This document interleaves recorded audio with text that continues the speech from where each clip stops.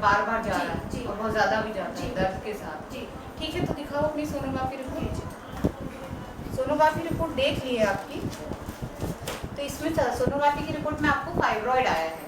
ठीक है, फाइब्रॉइड एक गठान होती है जिसमें इस तरह की समस्याएं जैसे आपको हो रही ब्लीडिंग, ज़्यादा जाना, दर्द है ना, और तकलीफ से महीना जाना, ये सब कॉमन होता है। तो आइए अब हम आपको बताते हैं, सभी कुछ दवाइयाँ लिखते हैं और इसके बारे में और भी जानकारी देते हैं। मैं डॉक्टर शैलजा सोनी, आपकी गायनिक डॉक्टर। चलिए आज बात करते हैं एक बहुत ही इम्पॉर्टेंट टाइप के समस्या पर। महिलाओं में होने वाली 20 से 25% महिलाओं को यही समस्या रहती है, जिसका नाम है फाइब्रॉइड या गठान। ये एक बेनाइन टाइप का ट्यूमर जैसी गांठ होती है जो मैलिग्नेंट तो नहीं होती है। 0.1% केसेस में जब इनके साइज बहुत बढ़ जाएं या समस्या बहुत दिनों से काफ़ी लंबी हो जाए, उसमें बहुत ज़्यादा प्रॉब्लम रहे, तब कभी केसेस में ये और भी स्थिति में कन्वर्ट हो सकती है। अदरवाइज ये बेनाइन है, जिसको हम समय रहते इसका बहुत अच्छे से इलाज कर सकते हैं और इससे महिला को पूरी तरीके से मुक्ति दे।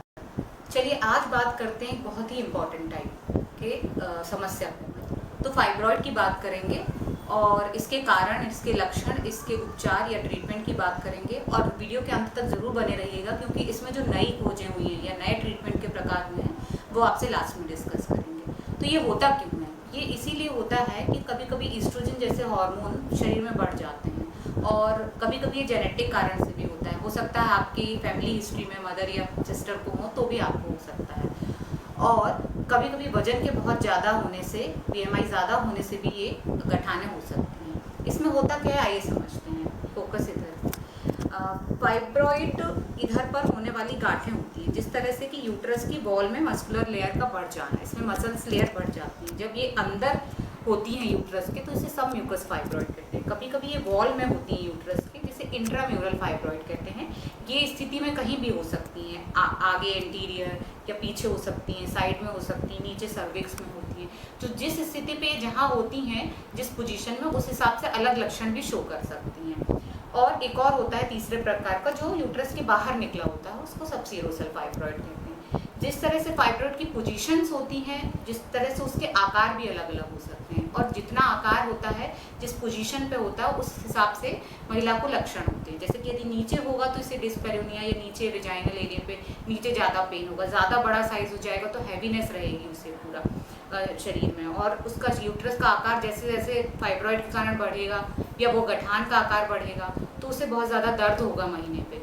ठीक है, ये इसके प्रकार होते हैं और ये इसके साइज़ के कारण बताया मैंने कि इसके जो साइज़ होते हैं वो 2 मिलीमीटर 2 सेंटीमीटर से लेके आपके 10 से 12-15 सेंटीमीटर तक भी जाते हैं और उसके अनुसार जिस तरह का फाइब्रॉइड है उसके हिसाब से आपके लक्षण होते हैं। आइए जानते हैं कि लक्षण क्या है फाइब्रॉइड के। सबसे पहले हमारे पास महिला आती है कि उसे अनियमित रक्तस्राव हो रहा है, अनियमित इरेगुलर हो रहा है 4-5 दिन या उससे अधिक, और महीना कंप्लीट होने पे भी नहीं होता, बीच में कभी भी होने लगता है मेंसेस के पहले। फ्रीक्वेंट मेंसेस मतलब कि महीना बार बार होता है इस स्थिति में कितने दिन पर, और हैवी भी हो सकता है। पहला तो ये लक्षण होता है। दूसरा, दर्द भी एक लक्षण होता है, मेंसेस के समय या आसपास भी दर्द ज़्यादा होता है। तीसरा, वही हैवीनेस बताती कि नीचे मुझे बहुत भारीपन लग रहा है। फिर और भी दर्द के इधर उधर पोजीशन, जैसे कि वो जहाँ कितने बड़े साइज़ का और कहाँ पर हो उसके अनुसार इसके लक्षण डिफरेंट भी हो सकते हैं। कभी कभी महिलाएं आती हैं कि बार बार अबॉर्शन होता है, हमें जांच करने पे फाइब्रॉइड भी एक वजह मिलती है। कभी कभी सब म्यूकोसल फाइब्रॉइड के कारण भी अबॉर्शन बार बार होता है। और एक इनफर्टिलिटी का भी बहुत बड़ा कारण है कि फाइब्रॉइड ऐसी पोजीशन पे होना कि बेबी को या फर्टाइल बेबी को वहाँ रुकने नहीं देता और बार बार अबॉर्शन हो जाता है। तो इस तरह से अलग अलग लक्षण होके हमारे पास महिलाएं आती हैं। कभी कभी डीजेनरेशन होता है। डीजेनरेशन या फाइब्रॉइड जब अधिक बढ़ जाए तो उसमें बहुत लंबे समय तक रहे तो वो अपना चेंज हो जाता है, उसमें डीजेनरेशन होने लगता है। तो उस समय बहुत ज़्यादा रेड जनरेशन या फैट डीजेनरेशन। सर्जिकल ट्रीटमेंट में 2 तरीके की सर्जरी होती है, एक मायोमेक्टमी जिसमें गठान अकेले निकालते हैं हम, और एक होती है हिस्टेक्टमी जिसमें यूट्रस भी साथ में हम निकाल देते हैं अकॉर्डिंग टू उसकी एज कितनी है और कितने दिनों से उसकी तकलीफ है। और ये ओवरीज हेल्दी हैं तो रखते भी हैं, कभी कभी हम ये ओवरीज से भी यूट्रस निकाल देते हैं। इसको निकालने की जैसे तरह से पहले जो पुराना हमारा तरीका ट्रेडिशनल चल रहा है कि ओपन सर्जरी करी जाती है, अभी लेटेस्ट में हम बहुत ही सालों से हो गई है जो लैप्रोस्कोपिक सर्जरी होती है, जिससे लैप्रोस्कोपिकली हम गठान अकेला मायोमेक्टमी भी कर सकते हैं और हिस्टेक्टमी भी कर सकते हैं। तो इस तरह से हम इस पूरे ही सिस्टम को निकाल देते हैं। तो आइए जानते हैं इसमें नया क्या है। अभी लेटेस्ट जो नया ट्रीटमेंट फाइब्रॉइड के आया है, इसमें जो फाइब्रॉइड की सप्लाई होती है यूट्राइन आर्टरी से, उस सप्लाई यूट्राइन आर्टरी को ही हम ऑक्लूड कर देते हैं, बंद कर देते हैं वहाँ ब्लड की सप्लाई। तो ये करते कैसे हैं, ये यूट्राइन आर्टरी एम्बोलाइजेशन विधि से होती है। दूसरा एक और विधि होती है जिसमें अंडर एमआरआई, हम एमआरआई में ही अल्ट्रासोनिक वेव्स को उस फाइब्रॉइड को दे दे के उसकी वहाँ की सेल्स को डेड कर देते हैं।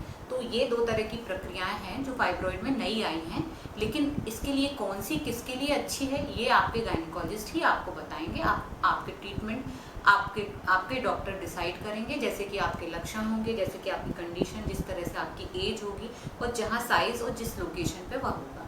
तो आपको यदि ये जानकारी काम आई हो तो बहुत अच्छा है, आप इसको और भी शेयर करें। प्लीज़ चैनल को सब्सक्राइब करें और लाइक करें। Thank you.